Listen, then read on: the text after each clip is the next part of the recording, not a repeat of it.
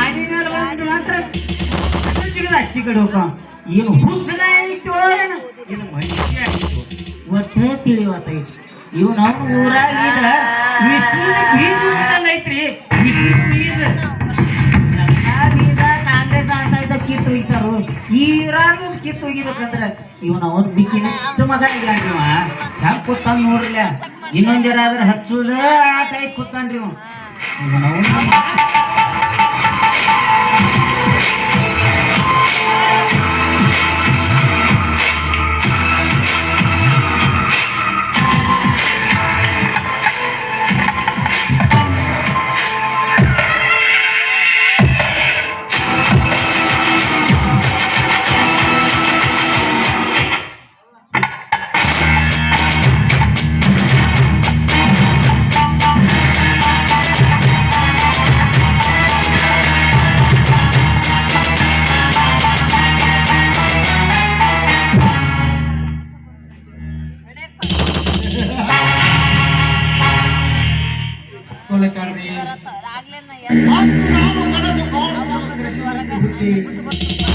ಬೇಗ ಸಫಲವಾಗುತ್ತೆ ಅಂತ ನಾನು ಅಂದುಕೊಂಡಿರಲಿಲ್ಲ.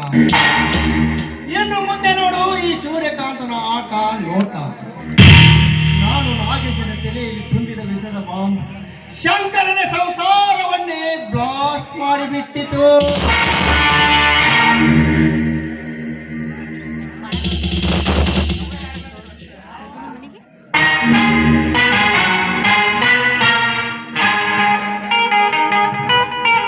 ಮಿಸ್ಟರ್ ಕೃಷಿ ಮಂತ್ರಿಗಳೇ, ಯುವರ್ ಅಂಡರ್ ಅರೆಸ್ಟ್.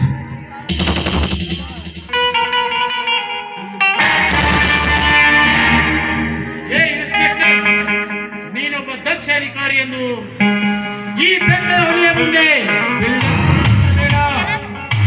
ಬಿಲ್ಡಪ್ ಪಡೆದು ಬಂದರೆ ಮುಂದೆ ಕಾಲಿದೆ ನಿನಗೆ ಅನಾಹುತವಾಗುತ್ತದೆ.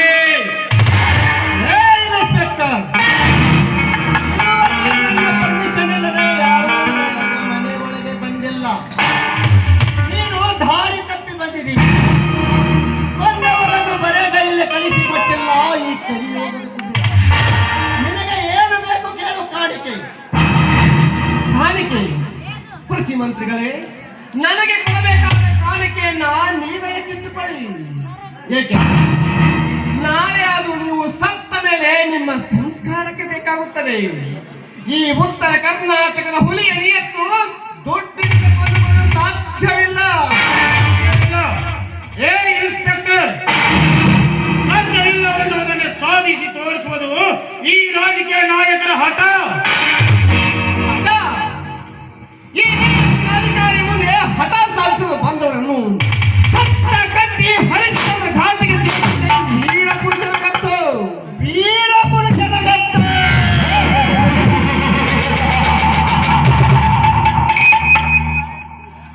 ನ್ಯಾಯ ನೀತಿ ನಿಯಮದ ಈ ಕಾಡು ಹೊಂದಿಗೇನು ಗೊತ್ತು?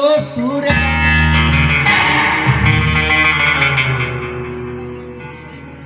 ಸತ್ಯ, ಧರ್ಮ, ನ್ಯಾಯ, ನೀತಿಯನ್ನು ನೀನು ಹೋರಾಟ ಮಾಡಲು ಬಂದರೆ ಇದ್ದು ಇಲ್ಲದವನಂತೆ ಬದುಕಬೇಕಾದಿತ್ತು. ಎಚ್ಚರ. ಕೊಳಗು ಬಾಯನ್ನು ಈ ಎಮ್ಮೆಲ್ಲಿಯ ತಾಳಕ್ಕೆ ತಕ್ಕಂತೆ ಕುಣಿಯುವ ನಾಯಿ ನೀನು. ನನಗೆ ಎಚ್ಚರದ ಮಾತು ಹೇಳ್ತೀಯ. ಮರ್ಯಾದೆಯಿಂದ ಸುಮ್ಮನೆ ನಿಂತರೆ ಸರಿ, ಇಲ್ಲದಿದ್ದರೆ ಕರ್ತವ್ಯಕ್ಕೆ ಆಚರಿಸುತ್ತಾರೆ ಎಂದು ಒದ್ದು ಒಳಗಾಗಬೇಕಾಗುತ್ತದೆ. ಎಚ್ಚರ. ಈ ಕೃಷಿ ಮಂತ್ರಿಗಳೇ, ನೀವಾಗಿ ನೀವೇ ಬಂದು ನಮ್ಮ ಕಾನೂನಿಗೆ ಸರೆಂಡರ್ ಸರಿ.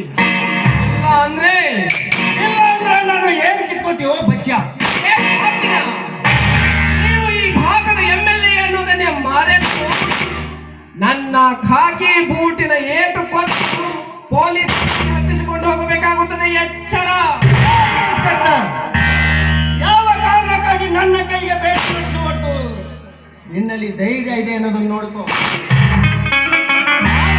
ನಿಮಗೆ ಕಾರಣ ಮಣ್ಣಿನ ಗಂಡು ಮೆಟ್ಟೆ ನಾರಾದ ಗುರ್ಲಾಪುರ ಕ್ರಾಸ್ನಲ್ಲಿ ರೈತರು ಕೂಡಿಕೊಂಡು ತಮ್ಮ ಕಬ್ಬಿನ ಬೆಲೆಯ ಕುರಿತು ಟನ್ನಿಗೆ 3,500 ಕೊಡುವಂತೆ ರಾಜ್ಯ ಸರ್ಕಾರದ ವಿರುದ್ಧ, ಕೇಂದ್ರ ಸರ್ಕಾರದ ವಿರುದ್ಧ ಹಾಗೂ ಫ್ಯಾಕ್ಟರಿಗಳ ಮಾಲೀಕರ ವಿರುದ್ಧ ಉಗ್ರವಾದ ಹೋರಾಟ ನಡೆಸುವ ಸಮಯದಲ್ಲಿ ತಾವು ಅವರ ಮೇಲೆ ಗುಳ್ಳೆನರಿಯಂತೆ ಲಾಠಿ ಚಾರ್ಜ್ ಮಾಡಿಸಿದಿರಲ್ಲ, ಅದೇ ಕಾರಣಕ್ಕಾಗಿ ರೈತ ಸಂಘದ ಮುಖಂಡರ ನಿಮ್ಮ ಮೇಲೆ ಕಂಪ್ಲೇಂಟ್ ಕೊಟ್ಟಿದ್ದಾನೆ. ಹಾಗಾಗಿ ನಿಮ್ಮನ್ನು ಒತ್ತೆಗೆದುಕೊಂಡು ಬಂದು ಒಯ್ಯಲು ಬಂದಿದ್ದಾನೆ.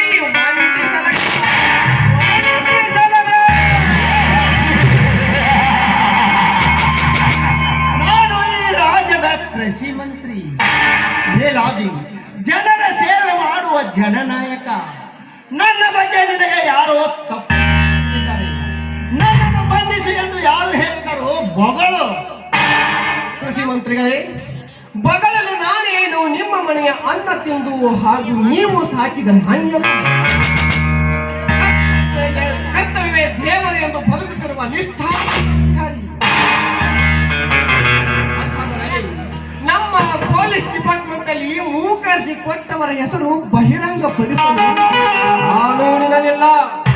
ಇನ್ಸ್ಪೆಕ್ಟರ್, ಕಾನೂನು ರಚಿಸುವರು ಈ ರಾಜಕಾರಣಿಗಳು, ಕಾನೂನು ಬದಲಾಯಿಸುವವರು ಇದೇ ರಾಜಕಾರಣಿಗಳು.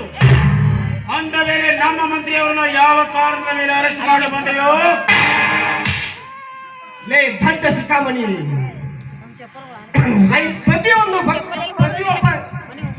ದಡ್ಡ ಸಿಕ್ಕಾಮಣಿ, ಪ್ರತಿಯೊಬ್ಬರಿಗೂ ಯಾರಿಗಾದ್ರೂ ಕಷ್ಟ ಅಂತ ಬಂದಾಗಲೇ ನೆನಪಿಸಿಕೊಳ್ಳುವುದು ನಮ್ಮ ಪೊಲೀಸ್ ಡಿಪಾರ್ಟ್ಮೆಂಟ್. ಯಾರಿಗೂ ಅನ್ಯಾಯವಾದರೆ ನಮ್ಮ ಸ್ಟೇಷನ್ಗೆ ಬಂದು ಮೂಕರ್ಜಿ ಕೊಟ್ಟರೆ ಅಂತವರನ್ನು ಒತ್ತೆಳೆದುಕೊಂಡು ಹೋಗಿ ವಿಚಾರಣೆ ಮಾಡುವುದು ನಮ್ಮ ಕರ್ತವ್ಯ. ಇನ್ಸ್ಪೆಕ್ಟರ್, ಇನ್ನೂ ಕಾಲ ಮಿಂಚಿಲ್ಲ. ನಮ್ಮ ಮಂತ್ರಿಯವರು ಟಚ್ ಮಾಡುವ ಮೊದಲು 10 ಬಾರಿ ವಿಚಾರ ಮಾಡು. ಯಾಕಂದ್ರೆ ಅವರು ಇಲ್ಲಿ ನಿಂತು ಗುಡುಗಿದ್ರೆ ನಿನ್ನ ಡಿಪಾರ್ಟ್ಮೆಂಟ್ ಗಡಗಡ ನಡೆಬಹುದು ಮಗನೇ. ಈ ಇನ್ಸ್ಪೆಕ್ಟರ್ ದೇವರಾಜ್ ಮುಂದೆ ಇಟ್ಟ ಹೆಜ್ಜೆ ಹಿಂದೇನು ಮಾತೇ ಇಲ್ಲ. ಕೃಷಿ ಮಂತ್ರಿಗಳೇ, ನೀವೇ ಬಂದು ನಮ್ಮ ಪೊಲೀಸ್ ಪತ್ರಿಕೆಗಳನ್ನು ಎಳೆದುಕೊಂಡು ಹೋಗಬೇಕು. ಲೇ ಇನ್ಸ್ಪೆಕ್ಟರ್, ನನ್ನ ಕೈಗೆ ಬೇಡಿ ತಡಿಸುವಷ್ಟು ಧೈರ್ಯ ಸಾಹಸ ನಿನ್ನ ಎದೆ ಮುಟ್ಟಿಕೊಂಡು ನೋಡು.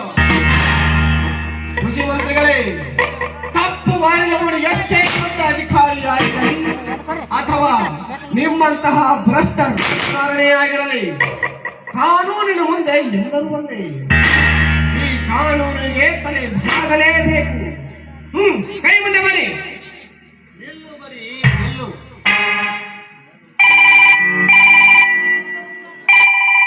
ಹಲೋ, ಗೃಹ ಮಂತ್ರಿ ಅವರೇ ನಮಸ್ಕಾರ. ನಾನು ಕೃಷಿ ಮಂತ್ರಿ ಸೂರ್ಯಕಾಂತ್ ಮಾತನಾಡುತ್ತಿದ್ದೇನೆ. ನಿಮ್ಮ ಡಿಪಾರ್ಟ್ಮೆಂಟ್ ಒಂದು ಹಕ್ಕಿ ನನ್ನನ್ನು ಬಂಧಿಸಲು ಬಂದಿದ್ದಾನೆ. ಮೊನ್ನೆ ನಡೆದ ಗುರ್ಲಾಪುರ ಕ್ರಾಸಿನಲ್ಲಿ ನಾನೇ ಲಾಠಿ ಚಾರ್ಜ್ ಮಾಡಿಸಿದ್ದೇನೆ ಅಂತ ಯಾವನು ನನ್ನ ಬಗ್ಗೆ ಕಂಪ್ಲೇಂಟ್ ಕೊಟ್ಟಿದ್ದಾನೆ. ಅದಕ್ಕೆ ಅವನು ನನ್ನನ್ನು ಬಂಧಿಸಲು ಬಂದಿದ್ದಾನೆ. ಅದಕ್ಕೆ ಸ್ವಲ್ಪ ನಿಮ್ಮ ಭಾಷೆಯಲ್ಲಿ ಹೇಳಿ ಮಿನಿಸ್ಟ್ರಿ. ಇನ್ಸ್ಪೆಕ್ಟರ್, ಇನ್ನು 10 ನಿಮಿಷದಲ್ಲಿ ನೀನಿನ ಖಾಕಿ ಬಟ್ಟೆ ಕಳಿಸುವುದು ಗ್ಯಾರಂಟಿ ಮಗನೇ.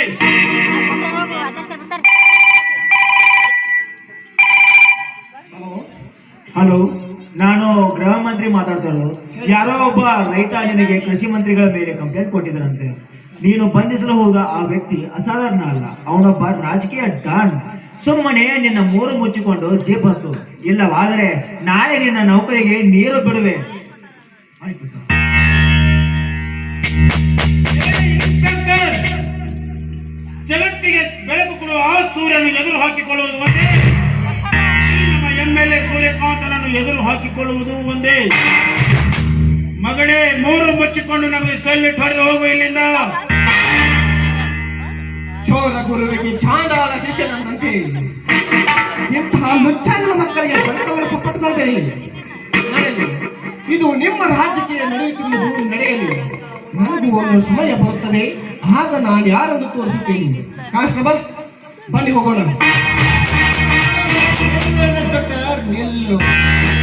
ಸೂರ್ಯ ಸುತ್ತುವರು ಭೂಮಿಯ ಸುತ್ತ, ಭಕ್ತರು ಸುತ್ತುವರು ಗುಡಿಯ ಸುತ್ತ, ಈ ಸೂರ್ಯಕಾಂತ ಸುತ್ತುವರು ರಾಜ್ಯದ ಜನರು ಮತ್ತು ನಿಮ್ಮ ಡಿಪಾರ್ಟ್ಮೆಂಟ್. ಕೃಷಿ ಮಂತ್ರಿಗಳೇ, ಇವತ್ತು ನೀವು ಬಲಮಗ್ಗದಲ್ಲಿ ಎದ್ದು ಬಂದಂತೆ ಕಾಣುತ್ತಿದೆ. ಹಾಗಾಗಿ ಇಂದು ತಾವು ನನ್ನ ಕೈಯಿಂದ ಉಳಿದಿರಿ. ನೆನಪಿಟ್ಟುಕೊಳ್ಳಿ, ನಿಮ್ಮ ಈ ಸೊಕ್ಕಿನ ಇನ್ಸ್ಪೆಕ್ಟರ್ ದೇವರಾಜನನ್ನು ಬರೆದಿಟ್ಟುಕೊಳ್ಳಿ.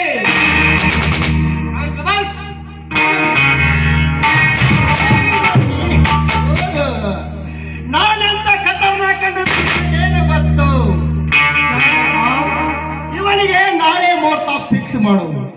ಇಲ್ಲಾದರೆ ನಮ್ಮ ಸಾವಿಗೆ ಇವನೇ ಕಾರಣ ಆಗುತ್ತಾನೆ. ನಾಳೆ ಅವನ ದಾರಿಯನ್ನು ತೋಡಿಬಿಡು. ನೋಡಿ ಎಮ್ಮೆಲ್ಯೆ ಸಾಹೇಬರೇ, ಈ ಸರ್ಕಾರದ ಹುಲಿಯನ್ನು ಹೇಗೆ ಭೇಟಿ ಆಡಬೇಕು ಅನ್ನೋದು ನನಗೆ ತುಂಬಾ ಚೆನ್ನಾಗಿ ಗೊತ್ತಿದೆ. ಧನ್ಯಾರ ನಾಳೆ ಪಚ್ಚ ಮುಹೂರ್ತ ತೆಗಿತುನ್ರಿ, ಅವಾಗ ಮಾಡಕ್ರಿ ಅವ್ನು ಬಿಸಿಮಿಲ್ಲ. ನಡೀರಿ ಹೋಗೋಣ.